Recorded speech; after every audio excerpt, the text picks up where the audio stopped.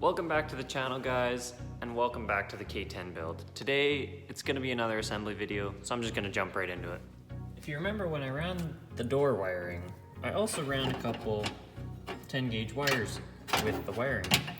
So the point of those is you actually add a set of relays in here for each door to power the windows. So you're not pushing all the load through the switch. Makes your window go faster, makes your window parts essentially last longer as well. They don't have as much strain on them. So that's what I'm planning on doing today. I got 4 relays in there for both doors, 2 and 9 fuses. And I'm gonna try wiring this up. I've never actually done one of these, but I know that it's a common modification to do and it does help a lot. So I'm just gonna get started.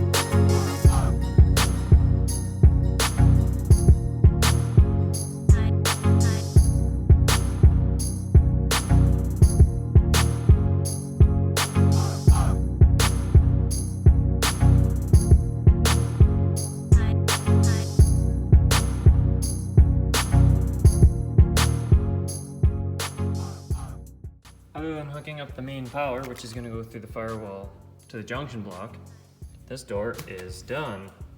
Assuming it all works, I'll have to test it, but it's actually pretty simple. You basically cut the wires from the switch to the motor, run them down to your relays, and then you have your power in here that goes to the couple terminals in here, and then 2 terminals per relay gets grounded, which I have to the door, and then the ground runs through, and I have it grounded up in here where the dash bolts to the cab. So next up, I got the rad support scuffed. This is the original one out of the truck. These are by 2 new inner fenders. Those are also scuffed. Combination of 400 grit and red Scotch-Brite. Blew them off, cleaned them off, and they should be pretty much ready to spray. Just gonna do a flat black trim clad. Nothing too fancy, but should turn out all right.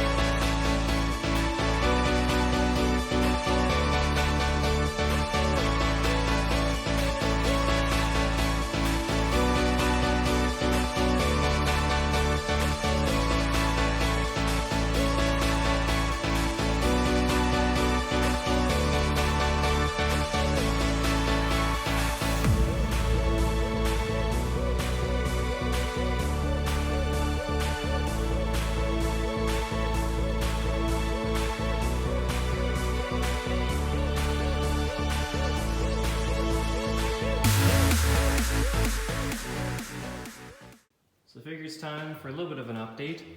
So I got rad sport painted up, headlight buckets painted and installed as well. I have this one inner fender installed on here just so I can have this fuse block sitting in here and know how to route the wiring, as well as the battery tray. Drilled a couple holes for that. That's sitting in here just kind of loose because it has to be supported by the fender. I also took a set of horns off of, this was out of the 2004 Avalanche that the engine came out of. Just modified the brackets a little bit and put them in. Just gives it a little bit newer of a sound for the horn anyway. My parts came from Rock Auto. The resistor and relay for the blower motor. Got washer fluid lines routed. And I'm just working on battery cables now.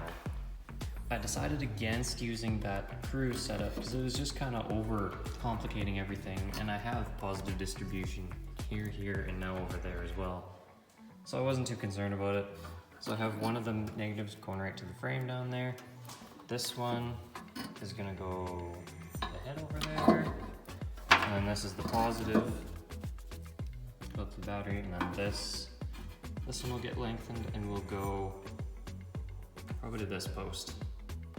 And then this positive from the cab is gonna go to this post. So yeah, there's the update.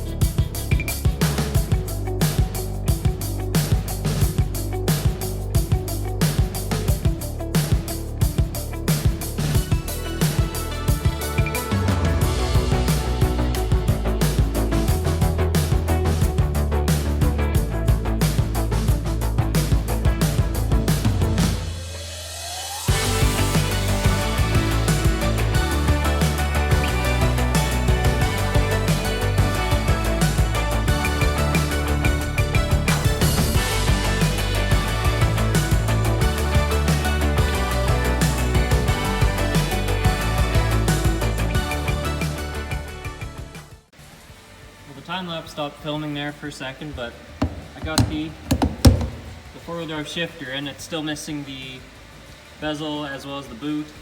That's where this goes in. It goes into the indicator, but this is in there now. So next thing, I'm gonna actually move forward. You can see I have a battery sitting over there. Since I got my battery cables all routed, I wanna hook power up to this thing for the first time, just to see if things are gonna turn on, see if I have everything wired right so far. I did remove the fuel pump relays because I don't want the fuel pumps kicking on with no fuel in the tanks. That's a good way to burn out a pump if you're gonna dry. So gonna do a little bit of wiring cleanup and then try hooking up the battery and see what happens here. So here's a moment of truth. Got a somewhat charged up battery. Gonna hook it up to power here.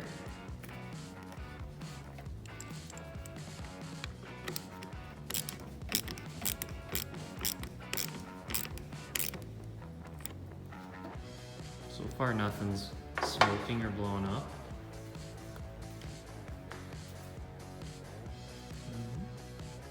Oh, I got a light down there. Lighting up the floor a little bit. That's because the doors are open. See what happens when I turn the key on.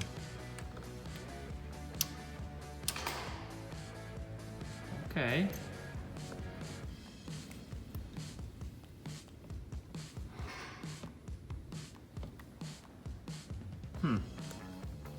Had some throttle movement there and now I got nothing. Probably gonna have to ground a couple wires in the TAC module. I've had to do that before when you get no throttle. What else? I got no heater, no blower motor. Other than that, I don't think there's anything else I can test. Like I don't have any lights hooked up or wipers. I don't have the horn hooked up. I was just curious to see what would happen, and so far it sounds like everything's working like it's supposed to. You get those normal clicks coming out of the computer and out of the engine, and the throttle body's making noise, so the engine side of things, it sounds like it's actually all hooked up right. So with that, I think I'm gonna call this video here. I'm glad I got to hook it up to power and make sure everything so far is working like it's supposed to. Obviously, I'm a ways away from trying to fire it. I still have quite a bit of plumbing that needs to be done mainly before I can start it, like transmission and radiator and fill everything with fluids. But yeah, it's nice to know that nothing blew up when I hooked it up to power, because it's been probably a good year and a half since this engine has seen power. So just wanted to make sure everything was good, and so far it's looking all right. If you like what you see, make sure you make sure you follow the channel. There's gonna be a lot more content on this thing, obviously. A lot more assembly coming down the line. Wiring's pretty much all done, so that's kind of out of the way now. So yeah, more assembly, less wiring. We're gonna come back in the next video, and we'll see you then.